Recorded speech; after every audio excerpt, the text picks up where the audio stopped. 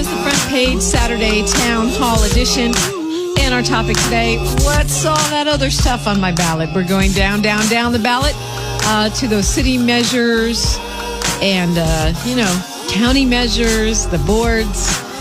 You can find this. You'll be able to find this next week on our website, kjlhradio.com. And actually, we still have shows up there, and we'll keep them up there on the state propositions and other things on the ballot. Joining us now, your city council member from the 8th District. He's a lifelong community organizer, formerly with the Community Coalition. Council member Marqueece Harris-Dawson, welcome to the Front Page. Good morning, Dominique, and good morning to the Front Page family.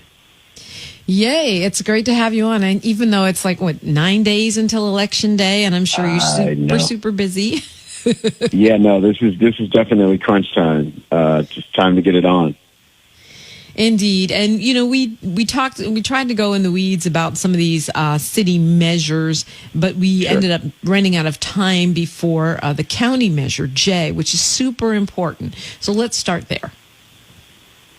Well, Measure J is really something that sprang forth in the spring in the uproar that we saw in our streets, hundreds of thousands of everyday people led by activists challenging white supremacy, challenging long-term systemic inequity, challenging the reliance of government at every level, from the national on down, on armed militarism to run our society. And what Measure J says is we're going to set aside a certain amount of money for services, prevention and intervention, and away from armed enforcement. And so I'm excited about Measure J. I think if LA County does this, I think you'll see other municipalities and counties around the state and country do it.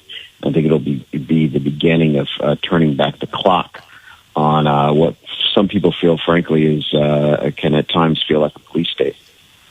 Yeah, well, and I think, the way I talk about Measure J is this is a chance to turn protests into policy, right? So that's right. It's actually, talk about, because a lot of people are concerned, why are we just always marching and it never really makes anything happen? Talk about that connection. Well, I think this is Measure J is a really good example of how protests politics can lead to real material politics. So in the spring, when the decisions were being made about what was going to be on the ballot, this Measure J idea was on the fence. And in fact, I would argue that it was losing support rather than gaining support. And I think decision makers saw all those people hit the streets. And we got out there, and it's going to be on the ballot. And now, because of those protests, you have an opportunity to go in the ballot box and make a vote that says, hey, we're going to put a cap on how much money gets spent on militarism and armed enforcement in our communities. I think, it's very real. It'll take effect next year, and you will see and feel it. It'll be very, very real. So it's an example of where there's actually a material impact that happens in the lives of everyday people because of our protests.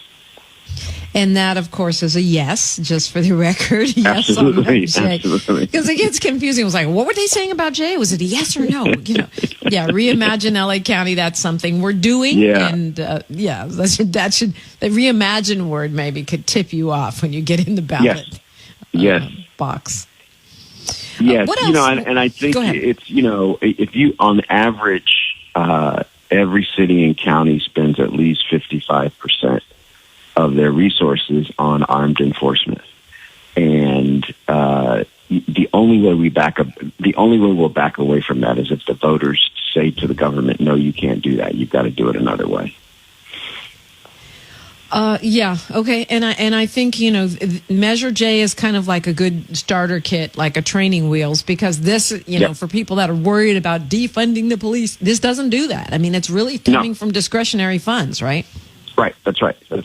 It's coming from discretionary funds, but I think cities, even well-meaning sort of liberal people, police officers are, one scholar put it, they're like utility players. They're there all the time. They have a variety of skills. They have a vehicle, and they have a tool belt. So what happens is lots and lots of tasks get piled on them. Their budget grows, and the next thing you know, we're all out of whack. And so what this does is it doesn't say we're not going to have we're going to have no police, or we're even going to reduce the size of the police force dramatically. What it says is, on the money where we can make decisions, we're going to make sure a certain amount of it goes to prevention and intervention before we go to fund police. Let's talk a little bit about RR. This is not for the county-wide. This is only for L.A. City. So if you're in Inglewood or somewhere else, you won't see it on your ballot. But if you're in L.A. proper, you will.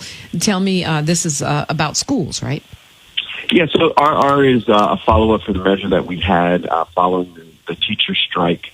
You'll remember that there was a teacher strike, and part of the settlement was that the voters would get to decide to fund some of the pay increase that teachers won as a result of the negotiations. And so RR gives us the possibility of doing that. For me, RR and Prop 15 on the statewide ballot are you would think of those things together because those things begin to reverse the tide of, first we spent a couple generations where we just took money away from schools. Then about 20 years ago, we started putting money back in schools, but we only put money in the buildings and the facilities. Now we need to put money into the human beings, and RR begins to do that along with Prop 15.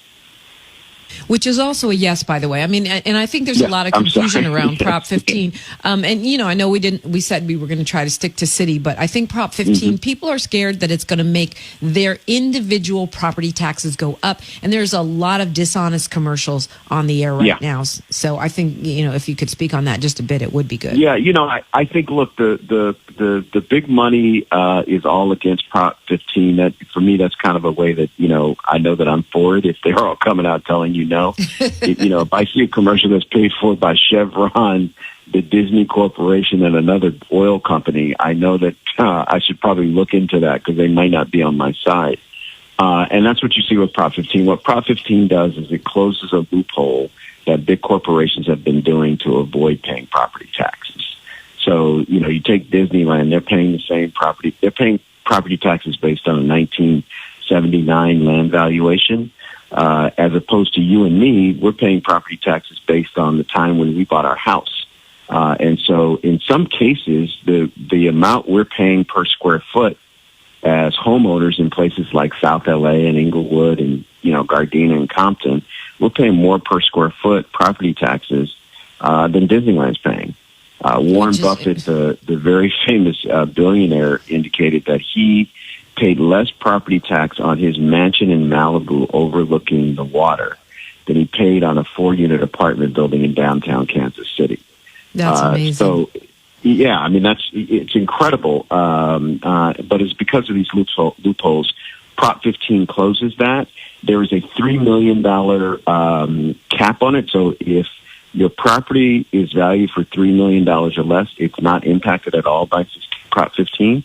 But once you start getting to those large parcels, it will be. And so it'll raise $12 billion for the state, when that means about $4 billion for L.A. County. So it's serious investment.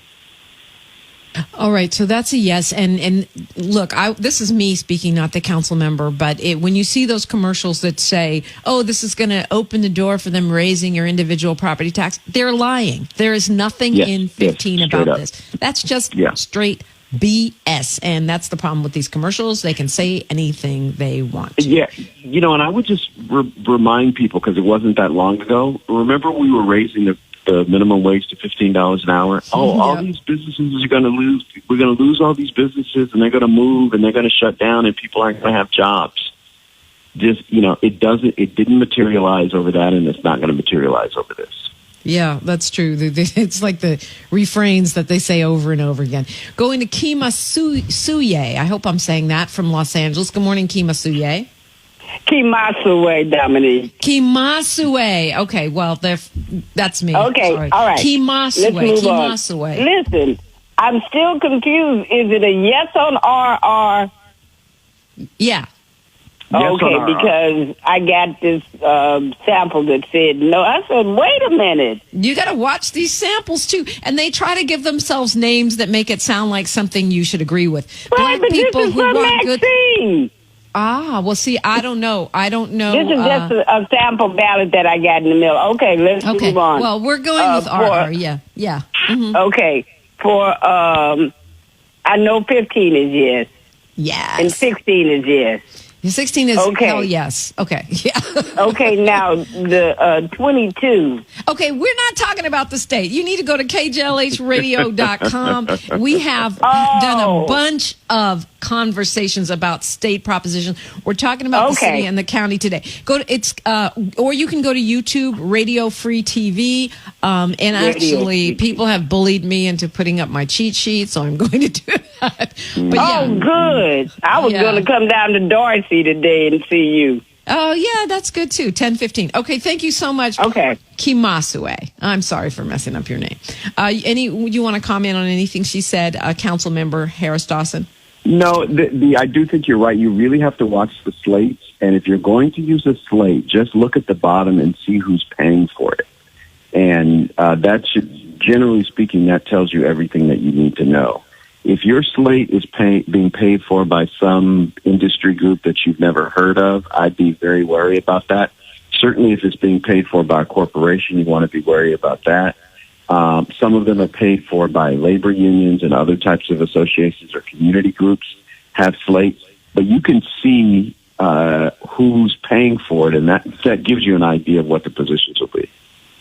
And oftentimes that's in little fine print at the bottom. The big thing at the top says, Black people who want to do good things slate. Right. And then sometimes or Black Lives Almost Matter slate. Right. And then in the bottom it says paid for by Trump and his evil, compatriots. Right, exactly. So you got to read the tiny print at the bottom. And the other thing, I got a slate mailer yesterday paid for by the San Diego County Peace Officers Association. Wow. Get out. I got that in LA County. Right. I got that in LA County.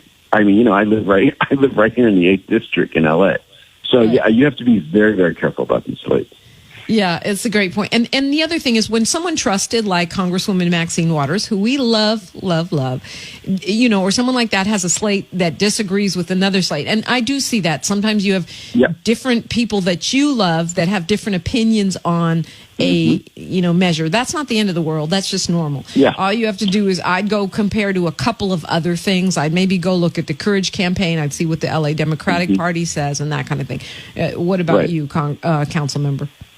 Well, I think that's exactly right. I think there are some measures that, there can be honest disagreements among people who care about the same things, or we can have a difference in strategy. And the way you do that is by figuring out what the balance of the opposers, the balance of the slates are saying. The other thing you might do is just if it's somebody like Congresswoman Waters or Congresswoman Bass or whatever, I just reach out to them and say, hey, you have a different thing on this.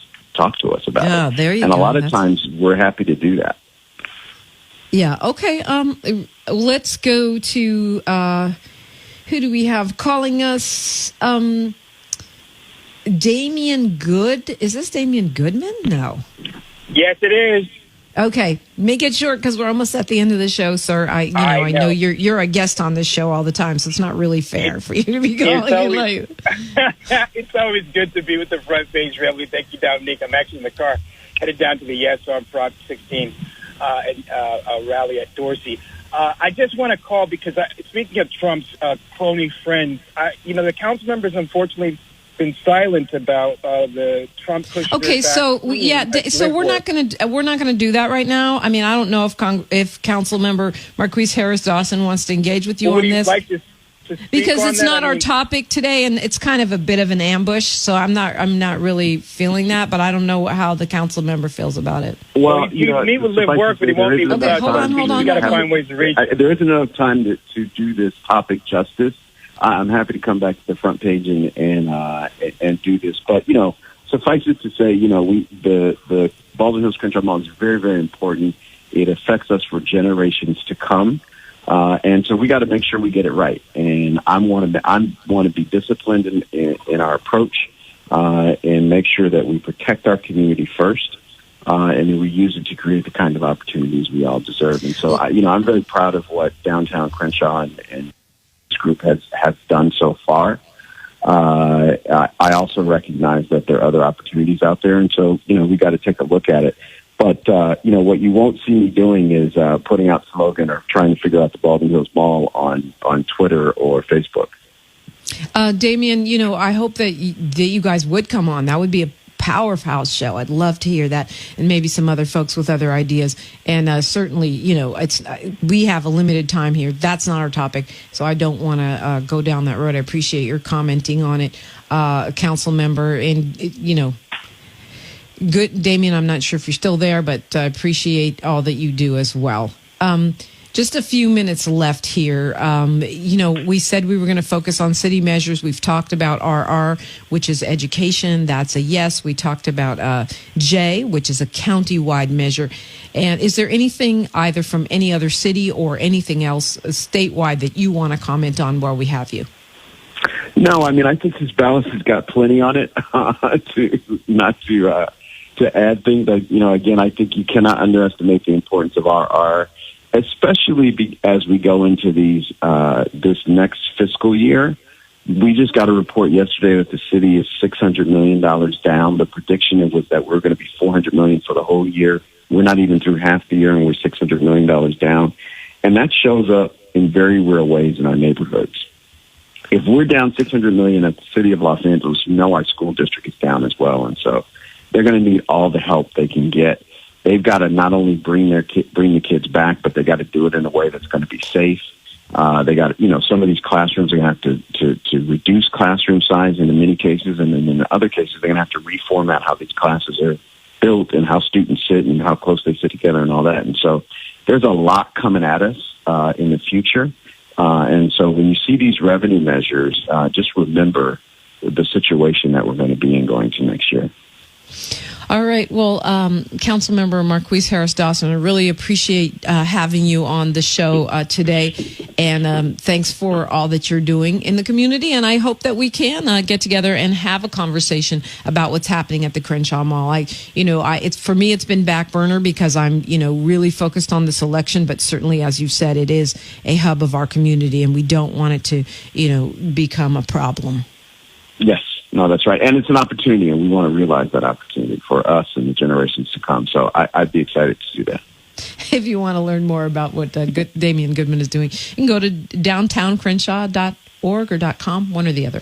All right. Thank you so much, Council Member. Want to remind folks, I will be at Dorsey High in about just a few minutes at 10:15, and we'll be talking about Proposition 16 and why we are voting yes. A lot of Dorsey alumni will be there. It should be a great opportunity. And, of course, at the forum from 1 to 5 p.m. today, you've got Elect Justice with Snoop casting his very first vote. We all vote. When we all vote, Black Votes Matter, Black Voters Matter, Rock Nation, and many, many more. You're going to go to Elect Justice if you want to pre-register for that.